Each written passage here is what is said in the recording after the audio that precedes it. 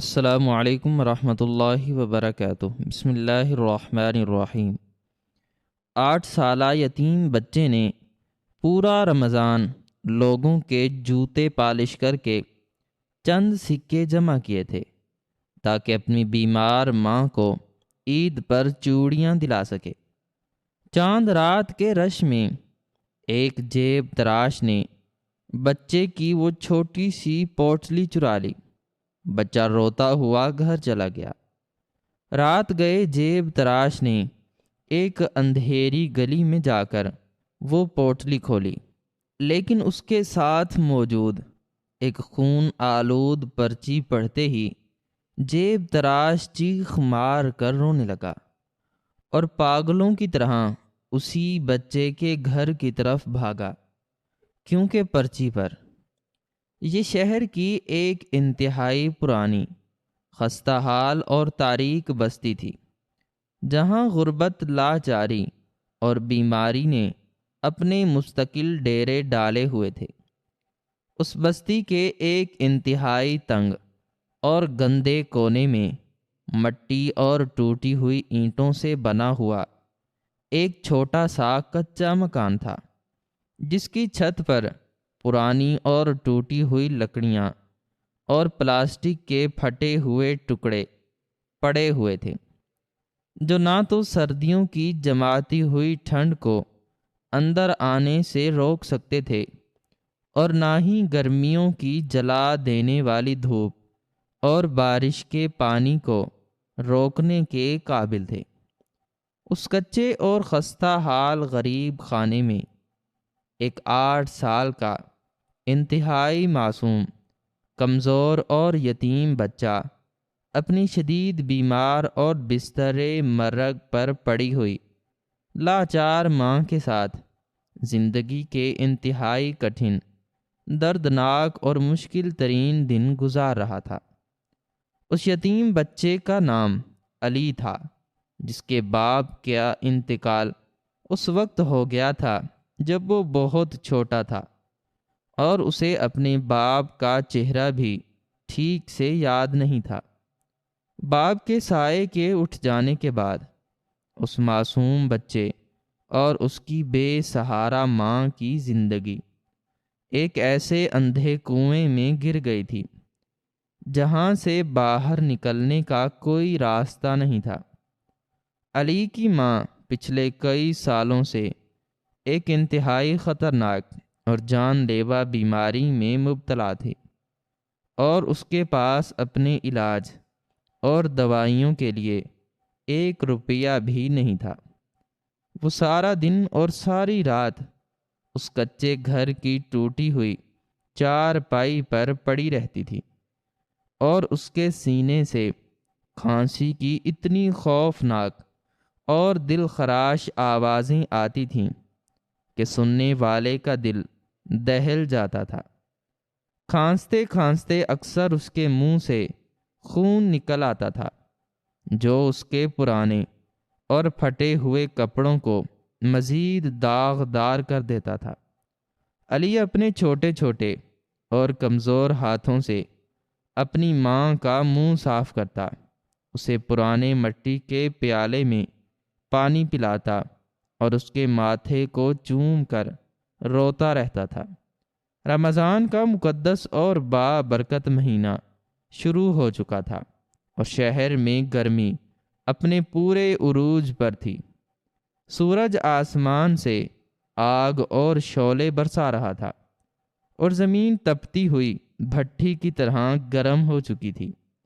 شہر کے امیر لوگ اپنے ٹھنڈے اور پرتعیش گھروں میں روزے رکھ کر طرح طرح کے لذیذ کھانوں سے افطاریاں کر رہے تھے، لیکن اس غریب اور یتیم بچے کے گھر میں سحری اور افطاری کے نام پر صرف سوکھی روٹی اور گرم پانی ہوتا تھا۔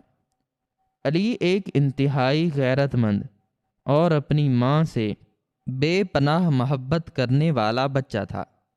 اس نے فیصلہ کر لیا تھا کہ وہ اپنی بیمار ماں کو اس حال میں نہیں دیکھ سکتا، اور وہ محنت مزدوری کر کے اپنی ماں کے لیے پیسے کمائے گا۔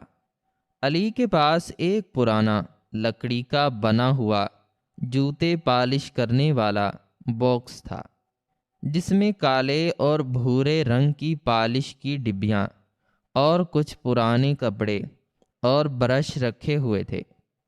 وہ 8 سال کا معصوم بچہ صبح سویرے منہ اندھیرے فجر کی اذان کے وقت اٹھتا، اپنی بیمار ماں کے پیر دباتا، اسے پانی پلاتا، اور پھر اپنا وہ لکڑی کا بھاری باکس اپنے چھوٹے اور کمزور کندھے پر لٹکا کر شہر کے بڑے اور مصروف بازاروں کی طرف نکل جاتا تھا۔ اس کے پاؤں میں پہننے کے لیے جوتے تک نہیں تھے، اور وہ ننگے پاؤں اس جلتی ہوئی اور تپتی ہوئی سڑک پر سارا دن پیدل چلتا تھا۔ اس کے پاؤں کے تلووں میں گرمی اور پتھروں کی وجہ سے گہرے چھالے پڑ چکے تھے، اور ان سے اکثر خون رستا رہتا تھا، لیکن وہ اپنی تکلیف کی پرواہ کیے بغیر سارا دن لوگوں کے جوتے پالش کرتا تھا۔ بازار میں آنے والے امیر اور مغرور لوگ اس چھوٹے سے بچے کو حقارت سے دیکھتے اور اس سے اپنے جوتے پالش کرواتے۔ علی اپنے چھوٹے چھوٹے ہاتھوں سے ان کے جوتوں کو اتنی محنت اور لگن سے چمکاتا کہ ان میں چہرہ نظر آنے لگتا تھا، لیکن اس سخت محنت کے بدلے اسے صرف چند سکے ملتے تھے، جو وہ انتہائی احتیاط اور خوشی کے ساتھ اپنی جیب میں رکھ لیتا تھا۔ بعض اوقات کچھ ظالم لوگ جوتے پالش کروانے کے بعد اسے پیسے دیے بغیر ہی اسے دھکے مار کر بھگا دیتے تھے، اور وہ معصوم بچہ دھول مٹی میں گر جاتا تھا، لیکن وہ روتا نہیں تھا، بلکہ چپ چاپ اٹھ کر اپنے کپڑے جھاڑتا اور کسی نئے گاہک کی تلاش میں لگ جاتا تھا۔ کالے رنگ کی پالش اس کے چھوٹے اور نرم ہاتھوں پر اس طرح جم چکی تھی کہ اس کے ہاتھ بالکل کالے اور کھردرے ہو گئے تھے۔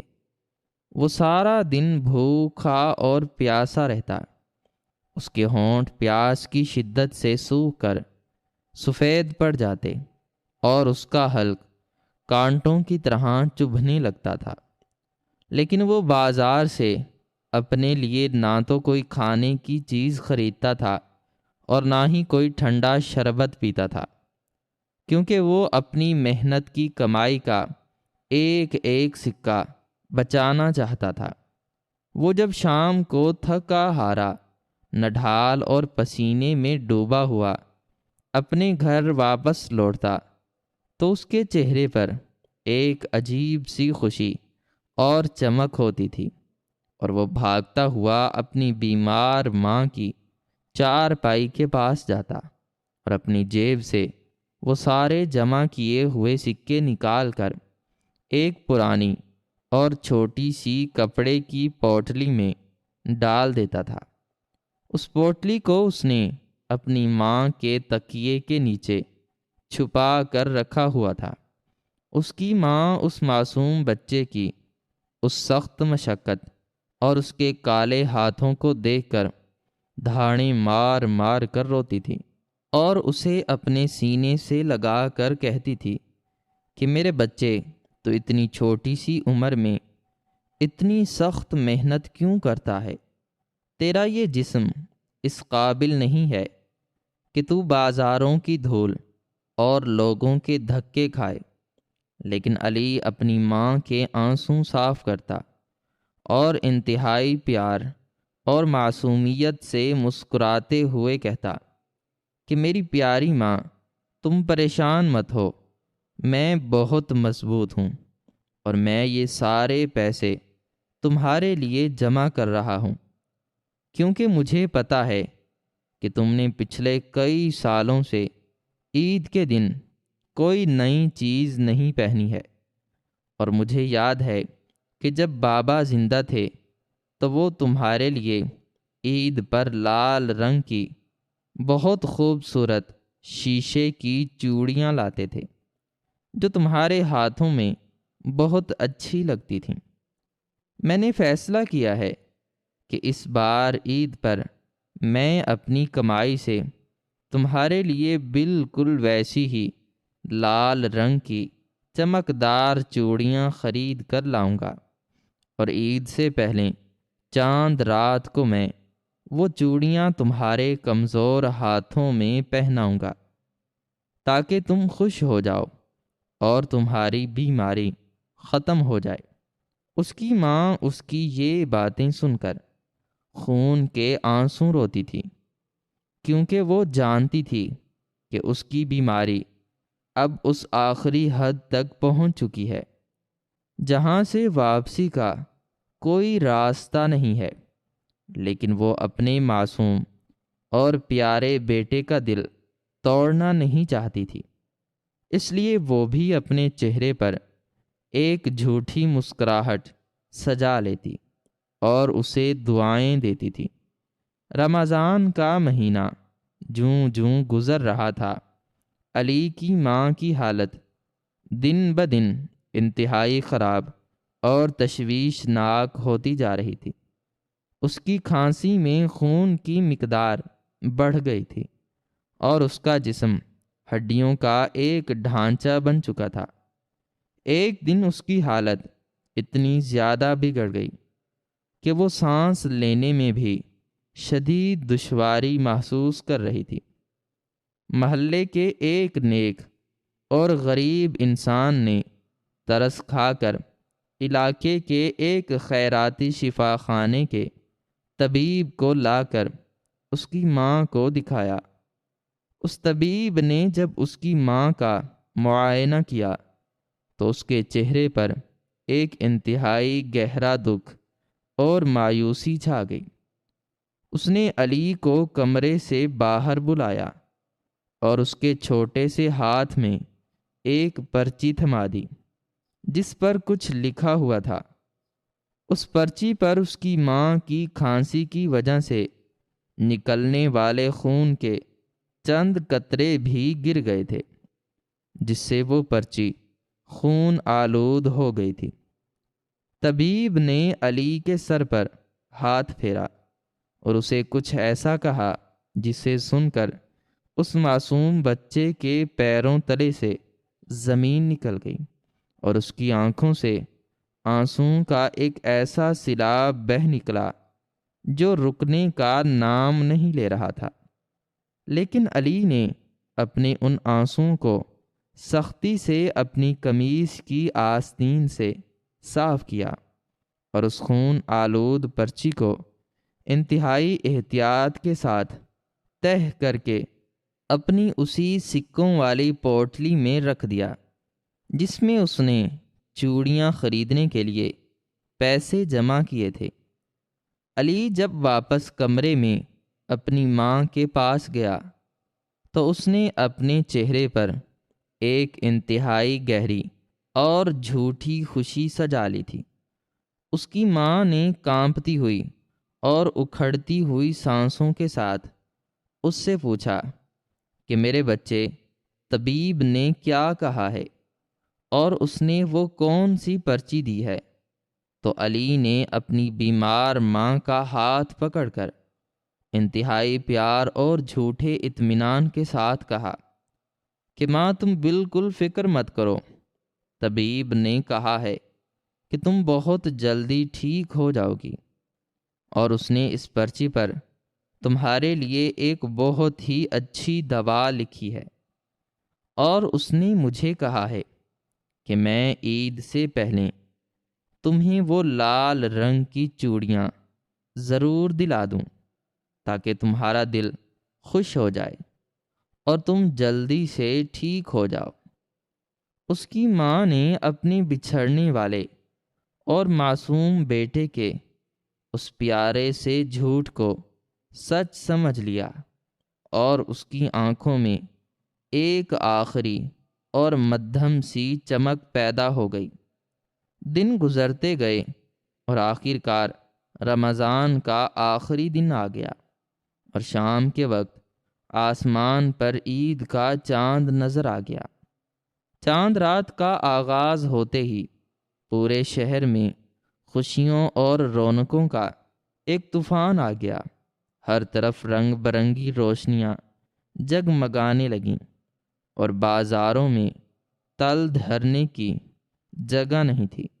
لوگ اپنے بچوں کے لیے نئے کپڑے، جوتے اور کھلونے خریدنے کے لیے بازاروں میں نکل آئے تھے اور ہر طرف ہنسی، خوشی اور کہوں کی آوازیں گونج رہی تھیں۔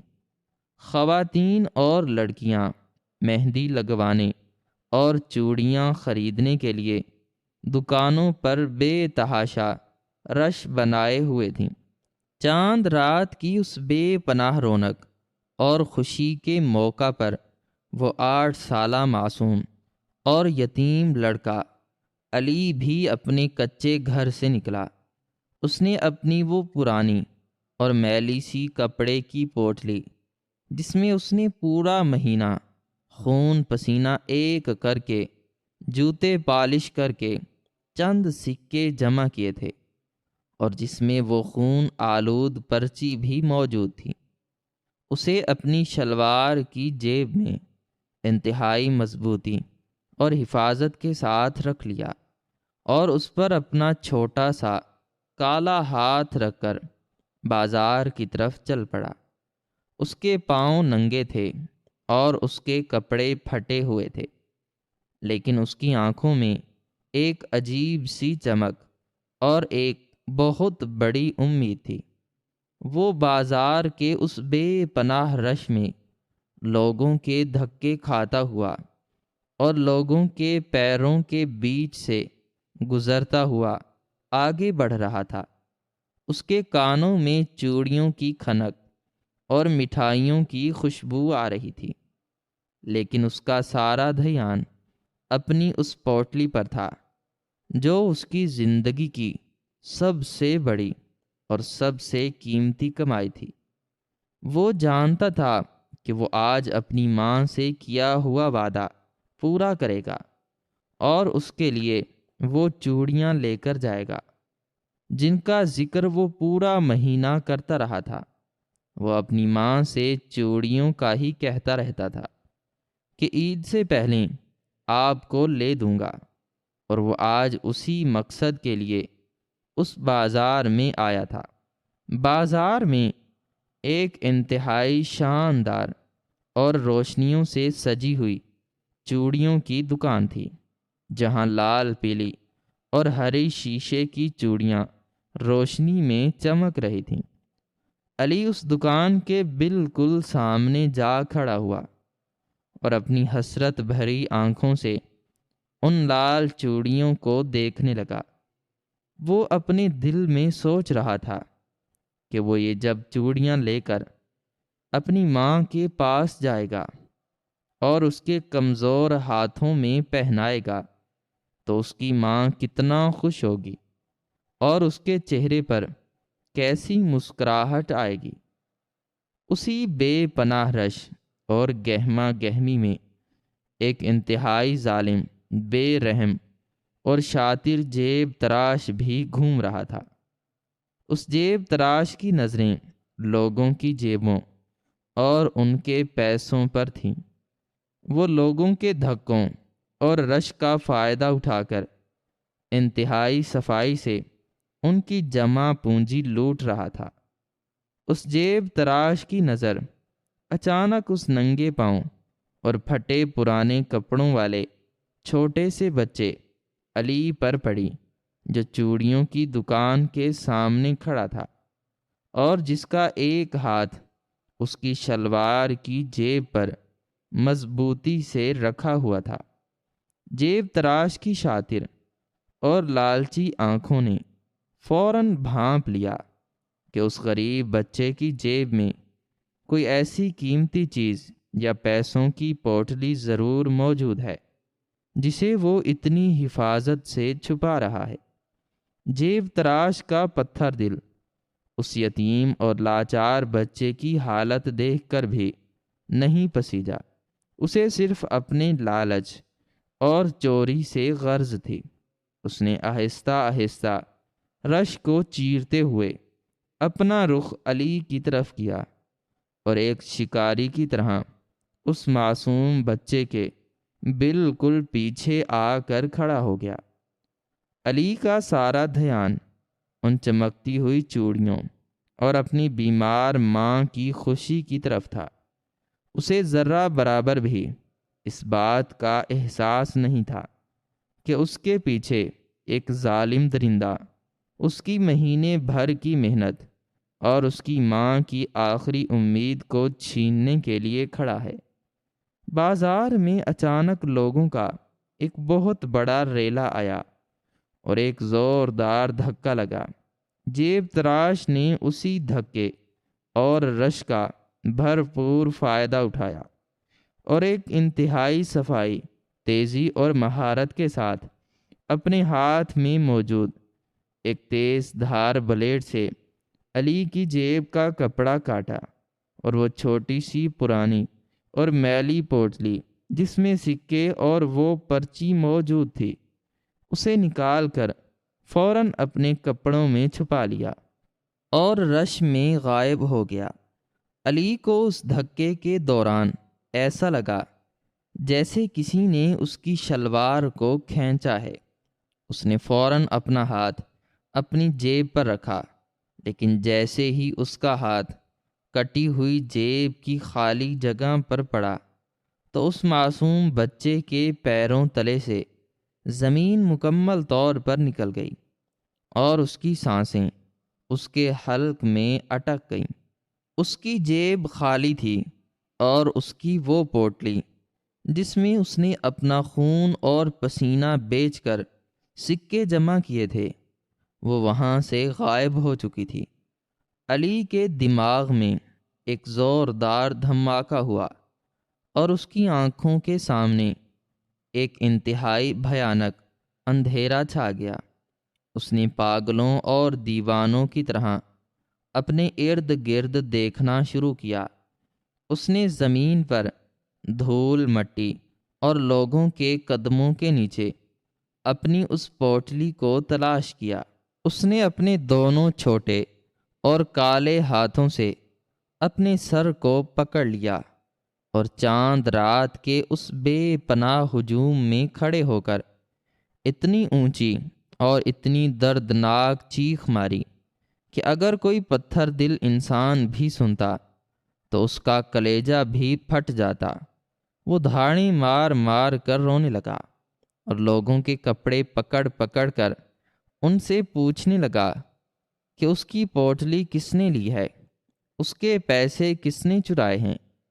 وہ رو رو کر چیخ رہا تھا کہ مجھے میرے پیسے دے دو، میری ماں بیمار ہے، میں نے اس کے لیے چوڑیاں لینی ہیں، خدارا مجھے میری پوٹلی واپس کر دو۔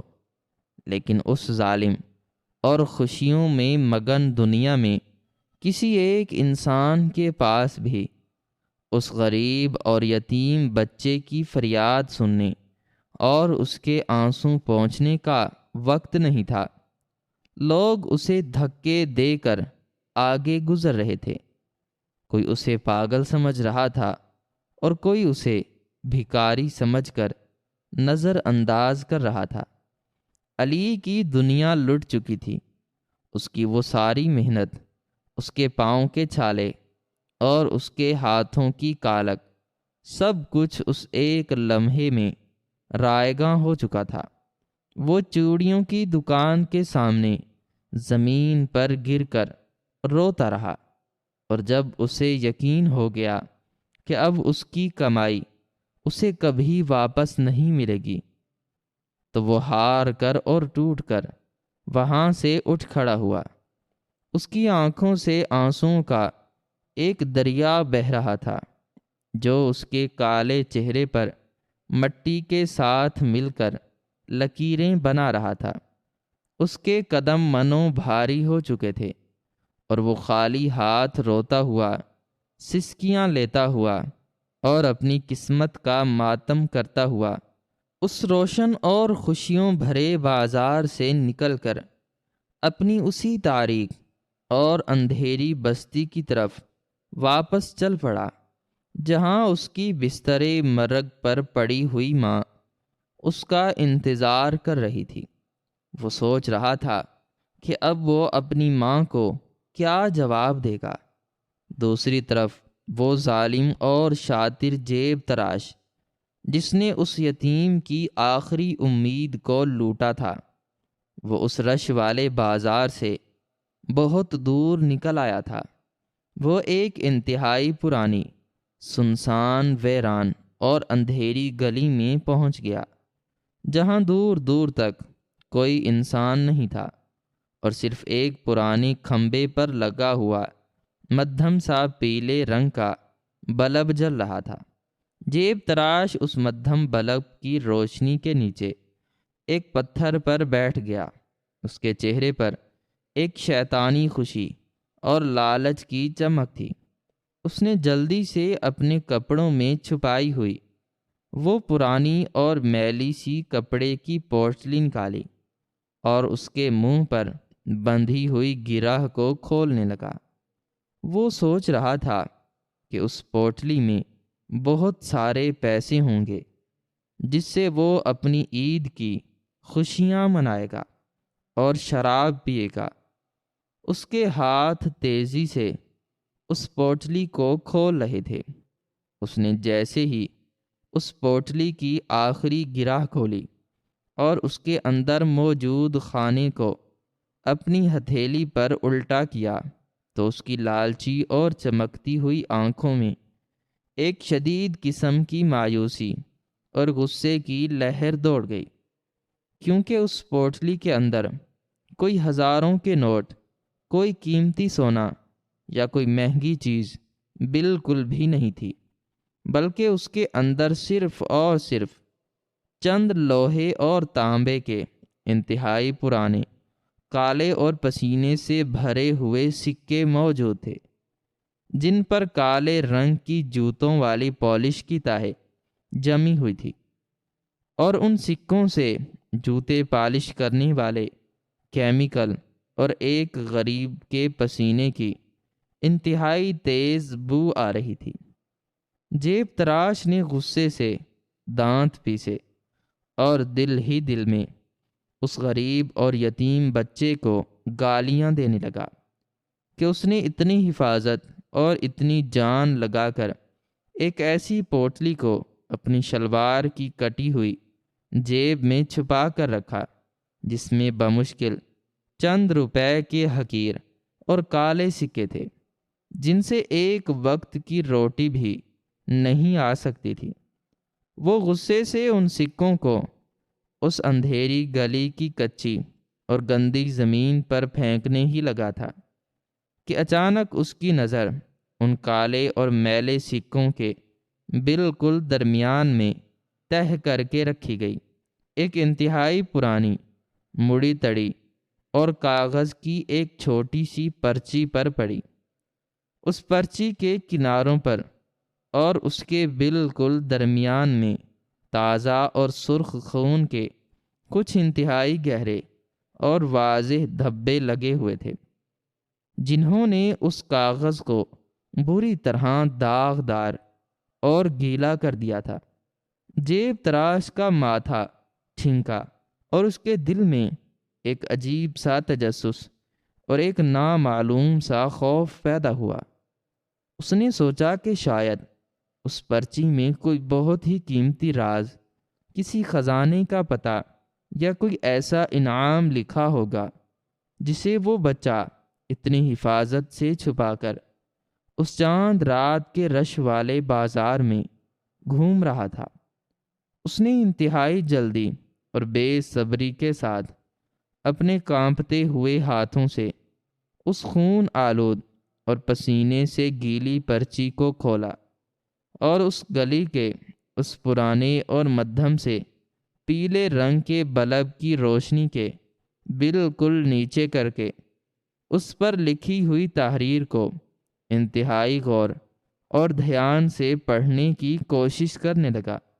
وہ پرچی کسی بہت ہی پرانے اور خستہ حال خیراتی شفا خانے کے طبیب کی لکھی ہوئی تھی، جس کی لکھائی انتہائی خراب اور جلدی میں لکھی گئی محسوس ہو رہی تھی۔ لیکن جیسے جیسے اس ظالم اور پتھر دل جیب تراش نے اس پرچی پر لکھے ہوئے الفاظ کو پڑھنا اور سمجھنا شروع کیا تو اس کے جسم کا سارا گرم خون ایک ہی سیکنڈ میں سوکھ کر برف کی طرح ٹھنڈا پڑ گیا۔ اس کی آنکھیں حیرت، خوف اور ایک انتہائی بھیانک صدمے سے پوری طرح پھٹ گئیں، اور اس کے پیروں تلے سے زمین مکمل طور پر کھسک گئی۔ اس پرچی پر اس خیراتی شفا خانے کے طبیب نے اس 8 سالہ معصوم اور یتیم بچے کے لیے ایک ایسا دل چیر دینے والا اور قیامت خیز پیغام لکھا تھا، جس نے اس جیب تراش کی روح کو ٹکڑے ٹکڑے کر کے رکھ دیا۔ اس پرچی پر کالے رنگ کی روشنائی سے اور خون کے دھبوں کے بالکل بیچ میں لکھا ہوا تھا کہ اے چھوٹے اور معصوم بچے، میں نے تیری بیمار اور کھانستی ہوئی ماں کا پورا معائنہ کر لیا ہے، اور مجھے یہ لکھتے ہوئے انتہائی شدید دکھ اور افسوس ہو رہا ہے کہ تیری ماں کی بیماری اب اس آخری اور جان لیوا حد تک پہنچ چکی ہے جہاں دنیا کی کوئی بھی دوا، کوئی بھی علاج اور کوئی بھی طبیب اس کی جان نہیں بچا سکتا۔ اس کے پھیپھڑے مکمل طور پر ختم ہو چکے ہیں، اور اس کے پاس جینے کے لیے صرف اور صرف چند دن ہی بچے ہیں۔ تو نے پورا مہینہ اس شدید گرمی اور تپتی دھوپ میں لوگوں کے جوتے پالش کر کے جو چند سکے جمع کیے ہیں، ان سکوں سے اب تیری ماں کی کوئی دوا نہیں آ سکتی، اور نہ ہی ان سکوں سے اس کے لیے عید کی کوئی نئی اور لال رنگ کی چوڑیاں خریدی جا سکتی ہیں۔ میری تجھ سے یہ آخری اور دردناک التجا ہے کہ تو ان سکوں کو ضائع مت کرنا۔ ان سکوں کے بدلے اپنی مرتی ہوئی ماں کے لیے ایک سادہ اور سستا سا سفید رنگ کا کفن خرید لینا، تاکہ جب تیری ماں کی آنکھیں ہمیشہ کے لیے بند ہو جائیں تو وہ بیچاری اس دنیا سے بغیر کفن کے اور ننگے جسم کے ساتھ دفن نہ ہو سکے، اور اسے ایک عزت کی موت اور قبر نصیب ہو سکے۔ جا میرے بچے، جا کر اپنی ماں کا آخری کفن لے آ، کیونکہ اب اس کے مقدر میں عید کی چوڑیاں نہیں بلکہ قبر کا اندھیرا لکھا جا چکا ہے۔ یہ انتہائی ہولناک، دل دہلا دینے والی اور روح کو فنا کر دینے والی تحریر پڑھ کر اس ظالم اور شاطر جیب تراش کے ہاتھوں سے وہ خون آلود پرچی چھوٹ کر زمین پر گر گئی، اور اس کے منہ سے ایک ایسی دردناک، انتہائی بلند اور بھیانک چیخ نکلی جس نے اس تاریک اور سنسان گلی کے اس پورے سناٹے کو بری طرح چیر کر رکھ دیا۔ اس کا وہ سارا لالچ، اس کا وہ سارا شیطانی غرور اور اس کی وہ ساری بے رحمی جو اس نے ساری زندگی لوگوں کی جیبیں کاٹ کر اور ان کا حق مار کر کمائی تھی، وہ اس ایک لمحے میں ریزہ ریزہ ہو کر اس گلی کی مٹی میں مل گئی۔ اسے اچانک اس 8 سالہ معصوم اور یتیم بچے کا وہ کالا اور پسینے سے بھرا ہوا چہرہ یاد آ گیا، جو بازار میں دھاڑی مار مار کر رو رہا تھا اور لوگوں کے کپڑے پکڑ پکڑ کر ان سے منتیں کر رہا تھا کہ اسے اس کی پوٹلی واپس کر دیں۔ جیب تراش کے دماغ میں اس بچے کی وہ روتی اور چیختی ہوئی آوازیں کسی ہتھوڑے کی طرح بجنے لگیں جب وہ کہہ رہا تھا کہ میری ماں بیمار ہے، میں نے اس کے لیے چوڑیاں لینی ہیں، مجھے میرے پیسے دے دو۔ جیب تراش کو اب پوری طرح سمجھ آ گیا تھا کہ اس غیرت مند اور اپنی ماں سے بے پناہ محبت کرنے والے بچے نے اپنی مرتی ہوئی ماں کو اور اس ظالم دنیا کو تسلی دینے کے لیے اور اپنا دکھ چھپانے کے لیے ان چوڑیوں کا اور عید کی خوشیوں کا ایک بہت بڑا اور دردناک جھوٹ بولا تھا۔ وہ چاند رات کے اس بے پناہ رش والے بازار میں اپنی ماں کے لیے زندگی کی کوئی خوشی یا عید کی کوئی چوڑیاں خریدنے نہیں گیا تھا، بلکہ وہ تو ایک خیراتی طبیب کے کہنے پر اپنی مرتی ہوئی اور بستر مرگ پر پڑی ہوئی ماں کے لیے موت کا لباس یعنی ایک سستا سا سفید کفن خریدنے گیا تھا، تاکہ اس کی غریب ماں کو بغیر کفن کے مٹی میں نہ دبایا جائے۔ اور اس جیب تراش نے اس بچے سے اس کی عید کی خوشی نہیں چھینی تھی، بلکہ اس نے تو ایک یتیم کی آخری امید اور ایک غریب عورت کا آخری کفن لوٹ لیا تھا۔ اس احساس اور اس بھیانک سچائی نے جیب تراش کے ضمیر کو ایک زندہ لاش بنا دیا۔ اسے ایسا محسوس ہوا جیسے کسی نے اس کے دل میں ایک گرم لوہے کا خنجر گھونپ دیا ہو اور اسے زندہ آگ میں جلا دیا ہو۔ وہ دیوانوں اور پاگلوں کی طرح زمین پر گر پڑا اور اس نے اپنے دونوں ہاتھوں سے اپنے سر کے بالوں کو سختی سے نوچنا شروع کر دیا۔ وہ دھاڑیں مار مار کر اور سسکیاں لے لے کر رونے لگا۔ اس کے آنسو اس کے گالوں پر بہہ کر زمین کی مٹی کو گیلا کر رہے تھے۔ وہ زور زور سے اپنے منہ پر تھپڑ مار رہا تھا اور چیخ رہا تھا کہ ہائے، میں نے یہ کیا کر دیا؟ میں کتنا بڑا ظالم اور درندہ انسان ہوں۔ میں نے چند پیسوں کے لالچ میں ایک یتیم بچے کی آخری جمع پونجی اور اس کی ماں کا کفن چرا لیا۔ مجھ پر خدا کی لعنت ہو۔ میرا ٹھکانہ سیدھا جہنم کی سب سے نچلی آگ میں ہے۔ میں نے ایک ایسے بچے کو لوٹا ہے جس کے پاؤں میں جوتے تک نہیں تھے اور جو سارا مہینہ لوگوں کے جوتے پالش کر کے اپنی ماں کے کفن کے پیسے جمع کرتا رہا۔ میں نے ایک معصوم کی دنیا اجاڑ دی۔ وہ روتا رہا، تڑپتا رہا اور زمین پر لوٹ پوٹ ہوتا رہا۔ اسے ایسا لگ رہا تھا جیسے اس پرچی پر لگا ہوا خون اس کی اپنی آستینوں اور اس کے اپنے ہاتھوں پر لگ گیا ہو، اور وہ خون اسے کبھی معاف نہیں کرے گا۔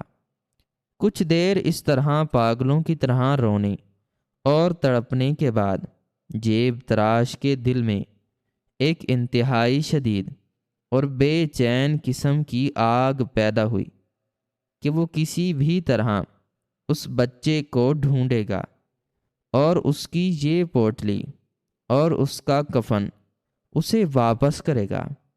اس نے جلدی سے اپنے کانپتے اور لرزتے ہوئے ہاتھوں سے زمین پر گرے ہوئے وہ تمام کالے اور جوتوں کی پالش والے سکے چن کر اکٹھے کیے اور انہیں دوبارہ اسی میلی اور پرانی سی پوٹلی میں ڈالا، اور اس خون آلود پرچی کو بھی انتہائی احتیاط اور عزت کے ساتھ تہہ کر کے اس پوٹلی کے اندر رکھ دیا اور پوٹلی کو مضبوطی سے اپنے سینے کے ساتھ لگا لیا۔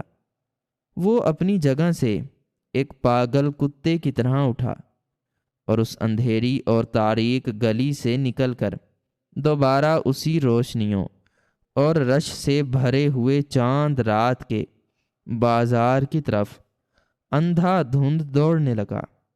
اس کی آنکھوں سے مسلسل آنسو بہہ رہے تھے۔ اس کا سانس بری طرح پھول رہا تھا اور اس کے قدم لڑکھڑا رہے تھے۔ لیکن وہ ایک پل کے لیے بھی نہیں رکا۔ وہ اس بازار میں پہنچا جہاں اس نے اس یتیم بچے کی جیب کاٹی تھی۔ وہاں اب بھی بے تحاشا رش تھا اور لڑکیاں چوڑیاں خرید رہی تھیں، لیکن وہ 8 سالہ بچہ وہاں کہیں بھی موجود نہیں تھا۔ جیب تراش نے روتے ہوئے دکانداروں اور وہاں کھڑے لوگوں سے اس بچے کے بارے میں پوچھنا شروع کیا کہ کیا کسی نے اس ننگے پاؤں اور پھٹے کپڑوں والے کالے بچے کو دیکھا ہے جو یہاں رو رہا تھا۔ ایک دکاندار نے اسے بتایا کہ وہ بچہ تو بہت دیر تک روتا رہا، اور جب کسی نے اس کی بات نہیں سنی تو وہ روتا اور سسکیاں لیتا ہوا شہر کے اس پچھلے اور انتہائی غریب علاقے کی کچی بستی کی طرف پیدل ہی چلا گیا ہے۔ یہ سنتے ہی جیب تراش نے اپنا رخ اس کچی بستی کی طرف موڑ لیا اور وہ پوری جان لگا کر اس بستی کی طرف دوڑنے لگا۔ راستے میں اسے بہت سی گاڑیاں ملی، خوشیاں مناتے ہوئے لوگ ملے جو ایک دوسرے کو چاند رات کی مبارکباد دے رہے تھے، لیکن اس جیب تراش کی دنیا میں اب کوئی خوشی اور کوئی مبارکباد نہیں بچی تھی۔ اس کے ذہن میں صرف اور صرف اس پرچی کی تحریر اور اس یتیم کی چیخیں گونج رہی تھیں۔ وہ بھاگتا ہوا اور گرتا پڑتا ہوا شہر کے اس تاریک اور انتہائی غریب حصے میں پہنچا جہاں گندے نالے بہہ رہے تھے اور سڑکوں پر اندھیرا تھا۔ اس کے پاؤں میں پتھر اور کانٹے چبھ رہے تھے اور ان سے خون رس رہا تھا، لیکن اسے اپنے جسم کی کسی درد یا کسی تکلیف کا کوئی احساس نہیں تھا۔ وہ بستی کی تنگ اور کچی گلیوں میں پاگلوں کی طرح گھومنے لگا اور اونچی آواز میں اس جوتے پالش کرنے والے بچے کو پکارنے لگا، لیکن وہاں رات کا گہرا سناٹا تھا۔ وہ ہر کچے اور ٹوٹے ہوئے دروازے کے پاس جا کر کان لگا کر سنتا کہ شاید کہیں سے کسی بچے کے رونے کی یا کسی بیمار عورت کی کھانسی کی آواز آ جائے۔ کافی دیر تک اس اندھیری بستی کی خاک چھاننے کے بعد اچانک اسے بستی کے بالکل آخری کونے میں واقع ایک انتہائی کچے مٹی کے بنے ہوئے اور بغیر دروازے والے ایک چھوٹے سے مکان کے اندر سے کسی کے انتہائی دردناک، دل چیر دینے والے اور مسلسل رونے کی آواز سنائی دی۔ یہ آواز بالکل اسی 8 سالہ معصوم بچے علی کی تھی جو اپنی قسمت اور اپنی بے بسی کا ماتم کر رہا تھا۔ جیب تراش کا دل اچھل کر حلق میں آ گیا اور وہ ہانپتا اور کانپتا ہوا تیزی سے اس کچے اور بغیر دروازے والے مکان کے اندر داخل ہو گیا۔ مکان کے اندر کا منظر اتنا زیادہ بھیانک، اتنا دردناک اور اتنا قیامت خیز تھا کہ اسے دیکھ کر جیب تراش کے قدم وہیں چوکھٹ پر جم گئے اور اس کے منہ سے ایک اور دل خراش چیخ نکل گئی۔ اس چھوٹے اور کچے مکان کے اندر کوئی بجلی یا بلب نہیں تھا، بلکہ مٹی کے ایک پرانے سے پیالے میں تیل کا ایک چھوٹا سا دیا جل رہا تھا، جس کی کانپتی اور مدھم سی پیلی روشنی میں اس نے دیکھا کہ مکان کے بالکل درمیان میں ایک انتہائی ٹوٹی ہوئی اور پرانی چارپائی بچھی ہوئی تھی، اور اس چارپائی پر اس بچے کی غریب، بیمار اور لاچار ماں کا ہڈیوں کا ڈھانچہ نما جسم بالکل بے حس و حرکت، خاموش اور ساکت پڑا ہوا تھا۔ اس کی آنکھیں ہمیشہ کے لیے بند ہو چکی تھیں۔ اس کی وہ خطرناک کھانسی، وہ خون اور وہ بیماری، سب کچھ ختم ہو چکا تھا۔ اور وہ عید کا سورج نکلنے سے پہلے ہی اس ظالم اور بے حس دنیا کے تمام دکھوں، بھوک اور لاچاری کو چھوڑ کر اپنے رب کے پاس جا چکی تھی۔ طبیب کی وہ لکھی ہوئی بات بالکل سچ ثابت ہوئی تھی، اور وہ چاند رات اس غریب عورت کی زندگی کی آخری رات بن گئی تھی۔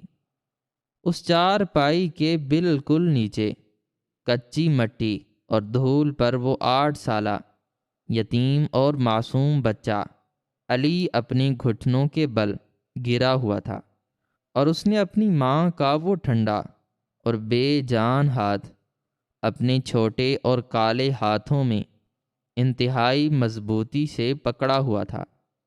علی دھاڑیں مار مار کر اور ہچکیاں لے لے کر رو رہا تھا، اور اپنی مری ہوئی ماں کے اس ٹھنڈے ہاتھ کو اپنے آنسوؤں سے دھو رہا تھا۔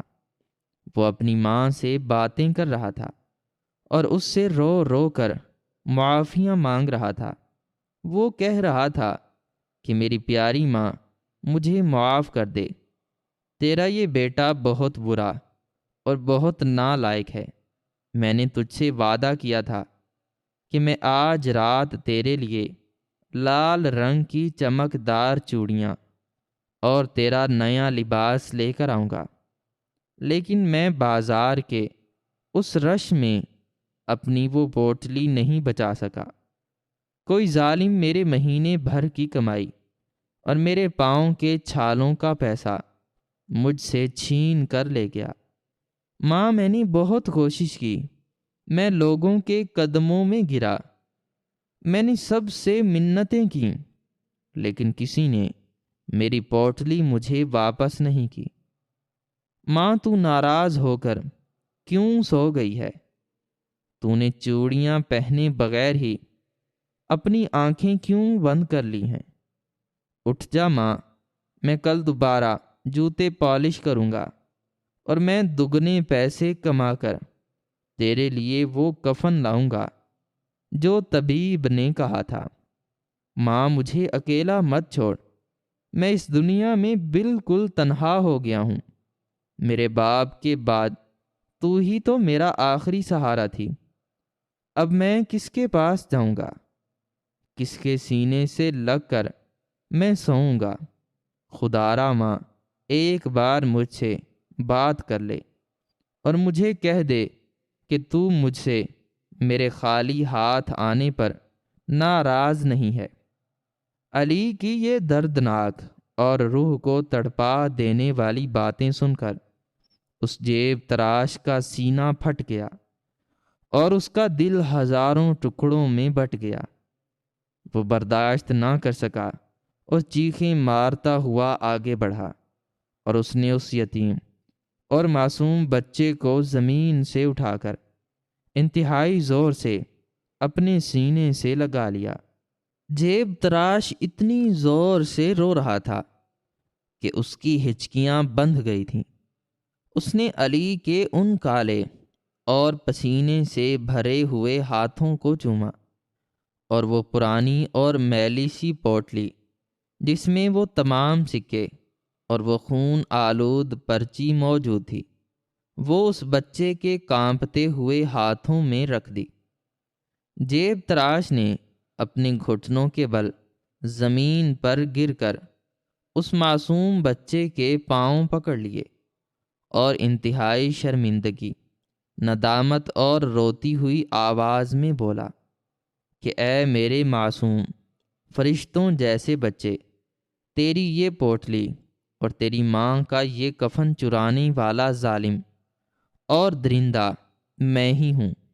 مجھ پر خدا کا عذاب نازل ہو کہ میں نے چند سکوں کے لالچ میں آ کر تیری دنیا اجاڑ دی اور تجھے اپنی ماں کو آخری بار کفن پہنانے کی اس نیکی سے بھی محروم کر دیا۔ مجھے معاف کر دے میرے بچے، میں ایک بہت بڑا گناہ گار اور مجرم انسان ہوں۔ میری وجہ سے تو اپنی ماں کے پاس اس کی آخری سانسوں میں موجود نہیں تھا، اور تو بازاروں میں دھکے کھاتا رہا اور تیری ماں یہاں اکیلی تڑپ تڑپ کر مر گئی۔ میں تجھے تیری ماں تو واپس نہیں دے سکتا، لیکن میں تیرے قدموں میں گر کر تجھ سے التجا کرتا ہوں کہ مجھے اس ظلم کی معافی دے دے۔ میں نے اس خون آلود پرچی کو پڑھ لیا تھا اور میرا ضمیر مجھے زندہ جلا رہا ہے۔ میں وعدہ کرتا ہوں کہ آج کے بعد میں اپنی ساری زندگی میں کبھی چوری نہیں کروں گا، کبھی کسی کا حق نہیں ماروں گا، اور کبھی کسی غریب یا یتیم کی طرف آنکھ اٹھا کر بھی نہیں دیکھوں گا۔ میں تیری ماں کا کفن خود اپنے پیسوں سے لاؤں گا اور اس کی تدفین کا سارا بوجھ اپنے کندھوں پر اٹھاؤں گا۔